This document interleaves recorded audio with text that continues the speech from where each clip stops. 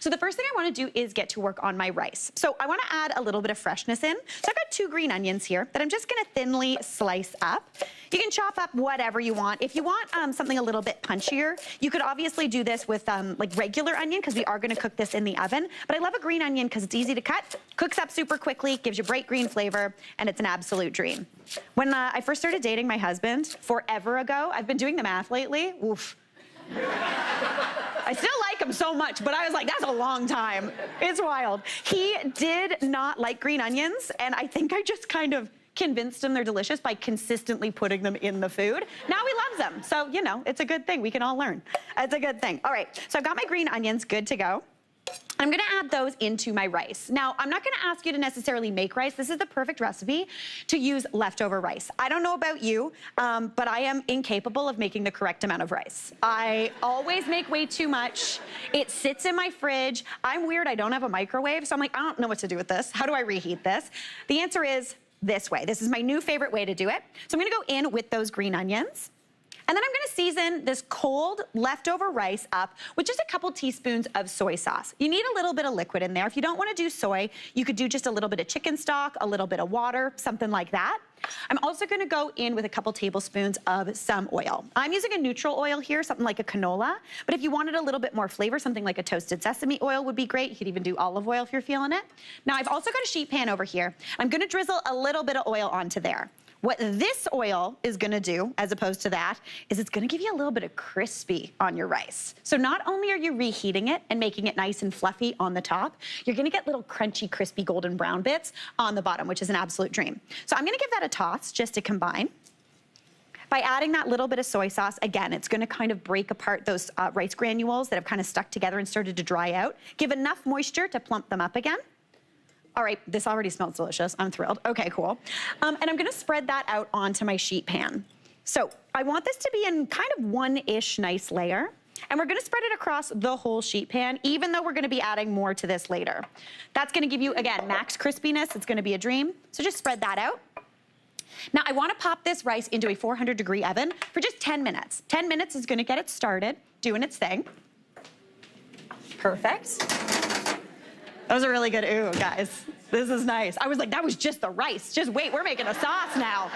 All right, now I'm gonna get to work on a sauce. Typically, if I was making this at home, I wouldn't do the sauce until after I prepped the chicken and got it in the oven, but this is TV, things are waiting, we gotta hurry it up. So I have got a pot here over about medium heat, and I'm gonna make up a really nice kind of honey garlic sauce for that chicken. So the first thing I need is to kind of mimic the flavors going on in that rice, going in with about a 1/4 cup of soy sauce. So that goes right on into the pot. Then into there, I'm going in with the juice of a lime. If you don't have a lime, you could use a little bit of rice wine vinegar, a little bit of lemon juice, whatever you're feeling, just something a little acidic. Then for a bit of sweetness, I want about 3 tablespoons of honey. The honey is gonna sweeten things up, obviously, but it's also gonna give you that like sticky richness, which we absolutely love. I don't know why honey comes in a bear, but I'm thrilled about it. You'd think it should come in a bee, but it doesn't. Perfect. All right, about 3 tablespoons of honey. Then I'm gonna go in with some garlic. So I've got 4 cloves here. If you want to, you could use less. You could do maybe 2, something like that. But I'm going in with 4, and I'm gonna grate it right on in. If you wanted to, you could chop this as well, but grating it in is super easy. I hate chopping garlic so much. It's my least favorite job in the kitchen.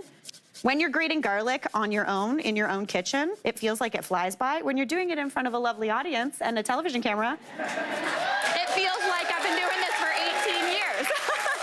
All right, in goes that beautiful garlic. That's gonna be punchy and beautiful, but I like things a little bit spicy, especially when I'm doing something takeout-y. So I have got some sriracha here. You could also use like chili paste, whatever you're feeling, but I'm going in with anywhere from like 3 to 4 tablespoons. And if you're a measurement head out there, you know that 4 tablespoons is a 1/4 cup, but that sounds scary to some people. That's why I'm calling it a tablespoon. Sometimes I write recipes. If you ever see me say 4 tablespoons of butter, it's because some people get worried about a 1/4 cup of butter. So I'm tricking you. But that's okay, it's all love, it's all good. All right, give that a whisk just to come together, and you can already feel that honey kind of thickening things up. So I'm gonna let that do its thing, just come up to a simmer and cook down a little bit. While that does its thing, we're gonna get to work on our chicken. So I've got that same bowl that I used for the rice, and I've got 4 chicken breasts here. I've chopped them up. You could also do this with chicken thighs. You just wanna cube them. I'm gonna add those right on into the bowl. If you wanted to, you could also do this with pork tenderloin chopped up. That would be absolutely beautiful. But into there, we need to add kind of a coating mixture that's gonna just kind of go over all this chicken, give it a little bit of texture when it hits the heat of the oven, and add more flavor. So the first thing I need is a teaspoon of cornstarch. Cornstarch is obviously a starch, it's made from corn, but it gives you a little bit crispiness, and again, that texture which holds everything on. So it makes a really nice coating on there. It also gives that sauce something to stick to once it all cooks together. So in we go with that. Then I'm going in with about 1.5 teaspoons of garlic powder. Garlic powder is truly one of my favorite ingredients. It tastes like roasted garlic, but you didn't have to do anything. Dream. We love that. Then a teaspoon of chili powder. This gives like a little bit of heat, but it's mainly just giving kind of smoky flavor, which is a dream. And then 1/2 teaspoon, if you have it, of Chinese 5-spice. If you do not have it, that's okay. You don't have to use it, but this gives really nice flavor. Now I'm gonna season that up with a little bit of salt. And you can go in with some pepper as well. Then I'm just gonna give this a little bit of a toss. I want that cornstarch mixture to kind of coat and kind of create like a slurry almost on the outside of that chicken.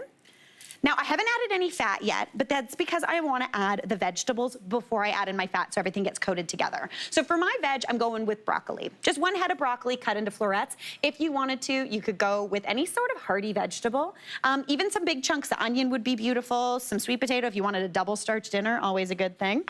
But I love broccoli personally, it's kind of a classic. So now I'm gonna go on with about 2 tablespoons of, again, that neutral flavored oil. Add that right on top. 2 tablespoons is more than you think. My mom's always like, that's more. And I'm like, no, I promise you, it's 2 tablespoons. All right, give that a good mix just to combine. And again, coat everything with a little bit of that oil. That is looking perfect. So far we've got our 1 bowl, our 1 pot. I'm gonna go grab my pan now. So my rice has been in the oven for about, I would say, 10 minutes. So it's gonna be a little bit golden brown, looking fantastic. Oh, and it smells good already. I'm very pumped about this. So far we've got that beautiful rice doing its thing. But now what I wanna do is I actually wanna cook all of this meat and the veg on this pan as well. But to keep everything separate and to give that chicken a chance to crisp up as well, I'm gonna take my spatula. Don't worry, yes, it touched raw chicken, but this is gonna go back into the oven. I'm just gonna shove all of that rice over. You can feel it when you do that. It's a little bit more tender, a little bit more fluffy.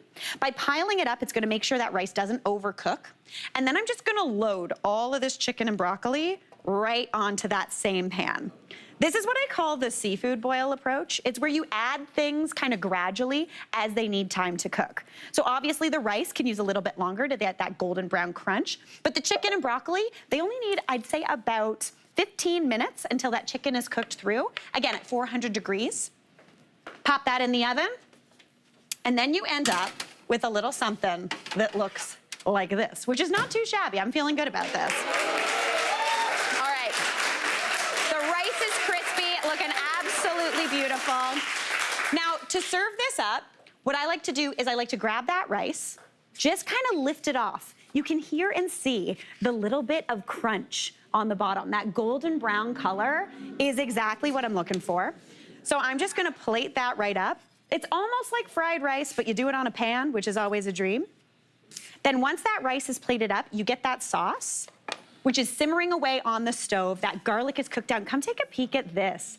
You can see the bubbles in there. They're a little blippy, so it's rich and thick. I'm gonna take that sauce, and this is the fun part. I'm just gonna dump it on everything. So just right onto the pan, pour that beautiful sauce down. Dream. Give it a mix. Oh my gosh. As soon as that hits the heat, you are in for a treat. I like my sauce like this. It's a little bit thinner. It's gonna soak into that rice beautifully. If you want it a little bit thicker, add a little bit of that cornstarch into that mixture. Just dissolve it in a bit of cool water, whisk it in, and you're gonna get a nice, thick, and beautiful sauce that's a little more glossy than this one. But again, I love this texture. It's super juicy. Mary Berg, stop piling your plate. This is supposed to be for 4 people. I don't know what you're doing, but to me, that looks like an absolute dream of a dinner. Hey, Mary here. What did you think? Drop your comments below and don't forget to like and subscribe for more of the good stuff.